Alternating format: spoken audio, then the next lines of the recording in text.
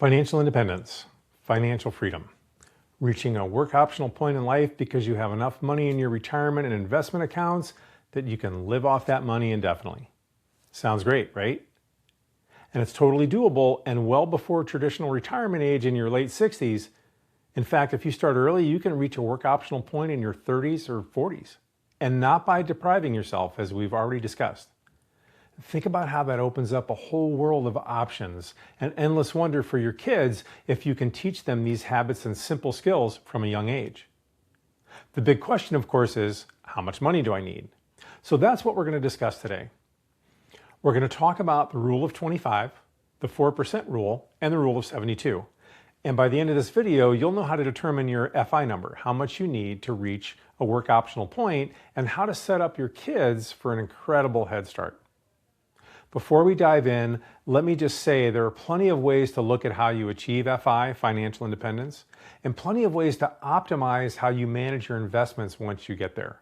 We're not going to get into any of that today. We're keeping it big picture simple because all the cool optimization options don't matter if you don't have a goal and the basic habits to get you there in the first place. So we're going to talk about the most straightforward way of looking at financial freedom.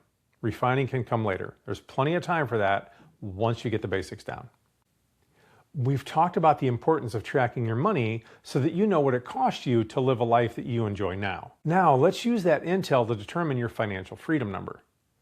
We'll start with the rule of 25. Take the amount that you spend in a year and multiply it by 25. That's the number you need to never have to work again, at any age. So according to our previous conversations, let's assume that you track your spending and you've got it dialed in and you spend on what brings you joy, and you've cut the frivolous stuff. Let's say that monthly spend amount is $5,000. $5,000 times 12 months equals 60 grand a year to be a happy you. Great. Multiply that by 25 and you get 1.5 million. That's your FI number. That's your goal. Why 1.5 million? How does that work? That brings us to the 4% rule. 4% is the amount you can pull from your total. In this case, you're going to pull 60 grand a year without running out of money.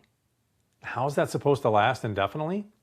In this simplest approach, we're assuming you have your money invested in the stock market, broad-based market funds inside your 401k, IRAs, and brokerage accounts.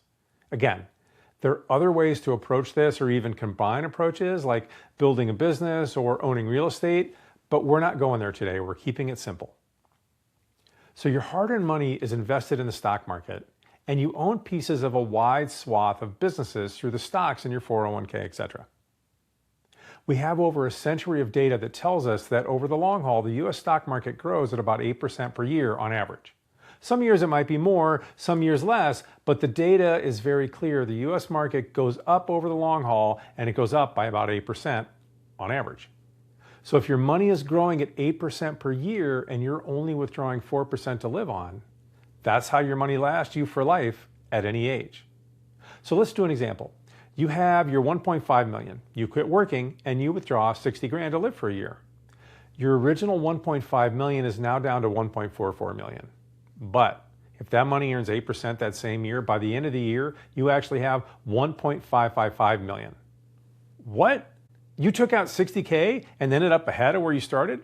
Yep, you got it. At 8%, that 1.44 million made you $115,000 while you were not working. Well, what if that was an off year for the market? Let's say the market only went up by 4%. Well, your money would still have earned $57,600, so nearly all that you withdrew to live. And that's going to happen. Some years the market will be down and you won't grow your money that year.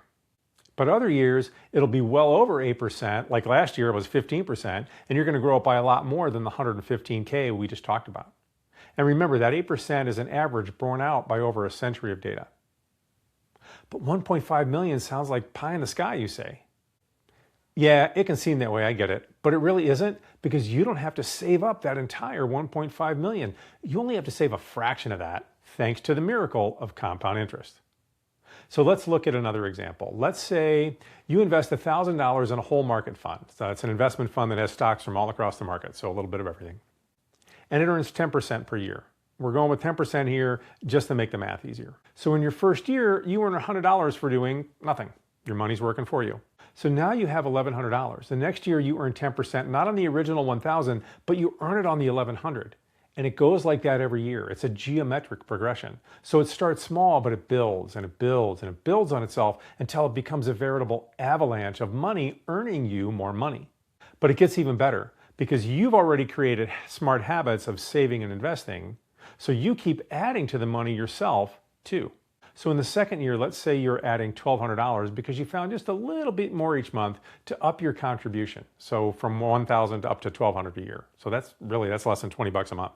So the interest you earn in the second year is now going to be $1,100 plus $1,200 for a total of $2,300 that you're earning interest on. And if you keep that up each year, by the end of year 5, you've contributed $5,800, but you have $7,700. Keep that going, and by the end of year 10, you've put in $11,800, but you actually have over 20 grand. And soon after that, you start earning more from the money you've invested than the amount you're putting in from your job. And that's the money working for you. It's very cool.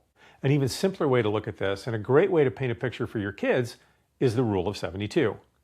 So it's a math thing that if you divide a compounding interest rate into 72, that will tell you how many years it will take for your money to double.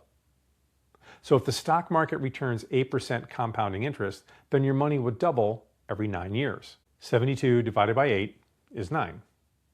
To make this really simple, and even a bit more conservative, if we assume a 7.2% rate of growth from the market, then your money will double every 10 years. 72 divided by 7.2 equals 10. So let's look at 2 scenarios for your kids using the rule of 72. Scenario A. Let's say your teen invests just $1,000 a year starting at age 15, and they do that for 7 years until age 22. Then they stop. They never put in another dime, they just let it ride. At age 22, they have about $8,700. By age 52, thanks to doubling, that's roughly 70 grand. By 62, it's 140 grand. 72, it's $280,000. But let's look a little bit deeper. The total money that they actually put in was 7 grand. The total free money earned from interest, $273,000. Scenario B. They start the same way, $1,000 a year from ages 15 to 22, but at 22, they get a career type job and they bump it up to 6 grand a year. That's just $500 a month. Then at age 30, they bump it up to 15 grand a year for just 5 years. And then at age 35, they stop contributing completely. Here's what happens. At age 30, they have $77,000. At 40, it's $277,000. At age 50, it's $550,000. At age 60, it's $1.1 million, and at age 70, it's $2.2 million. Here's the breakdown for scenario B. The total money that they actually put in was $130,000. The total free money they earned from compounding was over $2 million. It's ridiculous how much the money grows. And the earlier you start, the better, because you get more doubling periods. If your kids start at 15, they have the potential for 5 or 6 doublings. If they wait until 40 to start, they miss the most lucrative doublings at the end. For more on this, I recommend you check out the book Financial Epiphany by Scott Yamamura. Visit his website at financialepiphany.com, or you can grab a copy from Amazon. Okay, that's it for this week. Next week, we're going to talk about some practical investment vehicles that you can use to make the most of today's information for your kids. Things like 529 plans, UTMA investments, and custodial Roth IRAs. Please like, subscribe, and share with other parents that want to raise money smart kids. Thanks for watching. See you next week.